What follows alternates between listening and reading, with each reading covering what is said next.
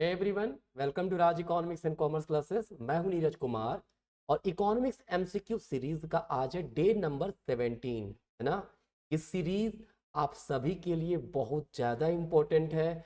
जो भी बच्चे इकोनॉमिक्स में यूजीसी नेट का प्रिपरेशन कर रहे हैं, किसी स्टेट एलिजिबिलिटी टेस्ट का कर रहे हैं, टीजीटी का कर रहे हैं या पीजीटी का कर रहे हैं, उनके लिए बहुत ही खास ये इकोनॉमिक्स का एमसीक्यू सीरीज चल रहा है। तो काइंडली आप लोग हर वीडियो को देखा करें, है ना। अगर इसके पहले वाले वीडियोस को नहीं देखे हैं तो डिस्क्रिप्शन में प्लेलिस्ट का लिंक दिया हुआ है, जाइए और उन वीडियो को देख लीजिए, ठीक है। 16 डेज हुआ है, ठीक है। टोटल 85 क्वेश्चंस हमने डिस्कस किया है ना। अब इसके आगे के जो क्वेश्चंस है, चलिए आज हम लोग डिस्कस करते हैं, ठीक है। चलो शुरू करते हैं। क्वेश्चन नंबर 86 हमारे पास है, कहता है all other things equal compare to a competitive market a monopoly will, है ना। कहता है सभी चीजें स्थिर रहे, उसके बाद अगर कंपैरिजन करें किसका, मोनोपोली का, किसके साथ, कॉम्पिटिटिव मार्केट से, ठीक है, प्रतियोगी बाजार से कंपेयर करें तो मोनोपोली में क्या देखने को मिलता है हमें? Higher profit and greater efficiency नहीं। प्रॉफिट तो हायर होता है मोनोपोली में, लेकिन इफिशियंसी ज्यादा पाया जाता है किसमें? परफेक्ट कंपटीशन मार्केट में, ठीक है। तो पहला ऑप्शन तो नहीं होगा। Lower profit and greater efficiency नहीं। प्रॉफिट तो हायर होता है लेकिन इफिशियंसी काफी लो होती है, ठीक है, मोनोपोली में, याद रखिएगा। Lower profit and lower efficiency, ये भी गलत हो गया, क्योंकि मैंने कहा प्रॉफिट हायर होगा मोनोपोली का और इफिशियंसी लोअर होगा, ठीक है ना। तो ऑप्शन नंबर डी हमारा करेक्ट आंसर है। लाभ तो ज्यादा हो रहा है लेकिन जो कुशलता है, इफिशियंसी, वो काफी कम होती है किसमें? मोनोपोली में। लेकिन परफेक्ट कंपटीशन में क्या होगा? कॉम्पिटिटिव मार्केट में क्या होता है?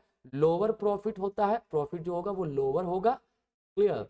लेकिन कंज्यूमर को इफिशियंसी ज्यादा मिलता है, मतलब हायर इफिशियंसी, हायर इफिशियंसी, ठीक है, कोई दिक्कत नहीं है। चलिए नेक्स्ट क्वेश्चन। 87 नंबर क्वेश्चन कहता है when we say that competitive firm is price taker, we means, जब हम लोग कहते हैं जो कॉम्पिटिटिव फर्म है वो प्राइस एक्सेप्ट करने वाला होता है, प्राइस टेकर होता है, ठीक है। इंडस्ट्री में जो प्राइस डिटरमाइन हुआ उस प्राइस को सभी फर्में एक्सेप्ट करती है, ऐसा क्यों भाई? और पहला ऑप्शन है, कहता है the output of the firm is too small to influence the market prices of the product. चलिए ठीक है ये, क्योंकि एक फर्म का पूरे इंडस्ट्री है, बहुत बड़ा इंडस्ट्री है, ठीक है, छोटे छोटे फर्म्स हैं उसमें, कोई एक फर्म के पास इतना आउटपुट है ही नहीं, ठीक है, कि वो प्राइस को इन्फ्लुएंस कर सके। अगर एक फर्म के पास बहुत आउटपुट होता, ठीक है, तो वो मार्केट में सस्ता में बेचने लगता, तो ठीक है, तो फिर क्या होगा? मार्केट में प्राइसेस घट जाता। लेकिन ऐसा है नहीं, सिचुएशन ये है, परफेक्ट कंपटीशन मार्केट में एक फर्म, एक छोटा फर्म होता है, ठीक है, मार्केट इंडस्ट्री बहुत बड़ा है, उसमें छोटे छोटे फर्म्स मिल करके बनता है, ठीक है, तो उसके पास इतना आउटपुट नहीं होता कि वो प्राइस को इन्फ्लुएंस कर पाए, ठीक है। ऑप्शन नेक्स्ट है the firms management does not know that price is set, नहीं ये सब नहीं होता है, ठीक है। The firm is following a price leader, नहीं, प्राइस लीडर नहीं होता है, वो फॉलो नहीं कर रहा होता है, वहां पे कोई एक लीडर फर्म नहीं है जिसको बाकी फर्म्स जो है वो फॉलो कर रहे हैं। कॉम्पिटिटिव फर्म में इंडस्ट्री में प्राइस डिटरमाइन होता है, ठीक है, इंडस्ट्री मतलब कलेक्शन ऑफ फर्म्स, है ना, वहां पे प्राइस जो डिसाइड होता है सब एक्सेप्ट करता है, ठीक है। प्राइस लीडर का कंसेप्ट जो है ना वो बेसिकली ओलिगोपोली में देखने को मिलेगा, ठीक है।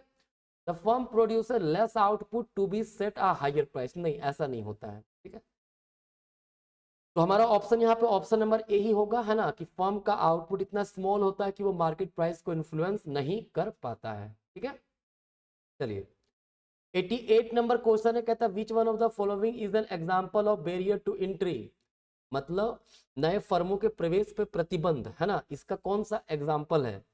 पहला ऑप्शन है Matthew offer free sample of latest flavoured coffee drink to entice customers to buy a cup, है ना, ये ऑप्शन नहीं होगा हमारा।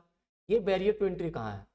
मैथ्यू जो है अपने प्रोडक्ट को, है ना, लुभाने के लिए लोगों को क्या कर रहा है कि जो लेटेस्ट फ्लेवर्ड कॉफी ड्रिंक है वो दे रहा है कस्टमर को, ठीक है। इससे बैरियर नहीं होता है एंट्री में, नया फर्म तो आ ही सकता है। फिर Mark charges the lower prices to student than to faculty for his tattoo services, ये भी नहीं होगा। आप लोअर प्राइस चार्ज करो, क्या दिक्कत है, दूसरा भी फर्म आकर के अपना लोअर प्राइस चार्ज करेगा, ठीक है, तो ये भी बैरियर टू एंट्री नहीं है। Luke charges the higher early price to business student than to liberal art student for his economic tutoring, ये भी ऑप्शन नहीं होगा। John obtained the copyright for the song he wrote and recorded, बिल्कुल यही होगा। अगर आप कॉपीराइट ले लेते हैं अपने सॉन्ग का, तो दूसरे कोई वो सॉन्ग अपने नाम पे नहीं कर सकता है, ठीक है, बैरियर हो गया उसमें, है ना। देखते कॉपीराइट क्लेम आते रहता है यूट्यूब में, कोई किसी का म्यूजिक वगैरह चला देता है, किसी का गाना डाल देता है, तो ठीक है, ये हो गया हमारा क्या, बैरियर टू एंट्री का हमारा एग्जाम्पल हो गया, ठीक है।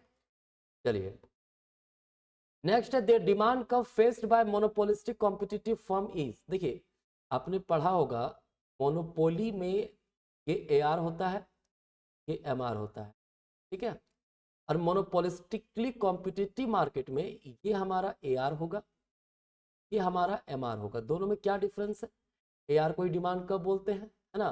दोनों में अंतर ये है, इसमें इलास्टिसिटी लेस इलास्टिक होता है, इसमें इलास्टिसिटी ग्रेटर देन 1 होता है। मतलब ये हो गया मोनोपोली मार्केट में इन इलास्टिक होता है, क्या होता है मोनोपोली में, इन इलास्टिक, और मोनोपोलिस्टिक कॉम्पिटिटिव में क्या होता है, इलास्टिक होता है डिमांड का कर्व, ठीक है, क्योंकि बहुत सारे फर्म्स है मोनोपोलिस्टिक कॉम्पिटिशन मार्केट में, ठीक है, इसीलिए यहाँ पे डिमांड कर्व इलास्टिक होता है, थोड़ा सा प्राइस चेंज होगा तो डिमांड में ज्यादा चेंजेस आता है, ठीक है ना। इसका answer option number B elastic होगा, ठीक है। चलिए नेक्स्ट है, a monopolist market is in long run equilibrium.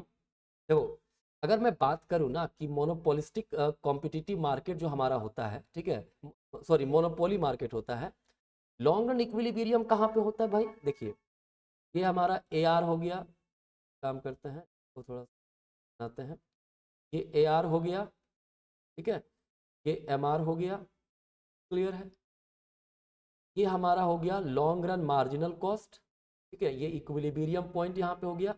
Equilibrium point पे प्राइस ये हमारा सेट होता है, ओपी प्राइस और ओक्यू क्वांटिटी, है ना। MR equal to long run marginal cost, average cost जो होगा हमारा, average cost long run average cost कुछ इस प्रकार का होगा, लॉन्ग रन एवरेज कॉस्ट, ठीक है, क्लियर है। तो यहाँ पे क्या हो रहा है, पर यूनिट कॉस्ट इतना आ रहा है, तो मतलब सुपर नॉर्मल प्रॉफिट कहीं ना कहीं मिल रहा है मोनोपोली को, कब, लॉन्ग रन में, ठीक है, कब, लॉन्ग रन में, क्लियर। पर यूनिट मतलब कॉस्ट यहाँ पे अगर एस टी लिख दे, पर यूनिट कॉस्ट जो आ रहा है टी क्यू आ रहा है, per unit price S Q या फिर ओपी के बराबर मिल रहा है। ये जो पूरा एरिया ये सुपर नॉर्मल प्रॉफिट को दिखाता है, ठीक है ना। चलिए अब ऑप्शन देखते हैं। Monopolist earn zero economic profit, बिल्कुल गलत, मैंने कहा अभी क्या, सुपर नॉर्मल प्रॉफिट कमाता है। अगर यहां पर होता ना लॉन्ग रन एवरेज कॉस्ट, तब कमाता क्या चीज, जीरो इकोनॉमिक प्रॉफिट, बट ऐसा तो है नहीं। मतलब अगर price equal long run average cost होता तब, लेकिन प्राइस तो ग्रेटर है average long run average cost से, ठीक है ना।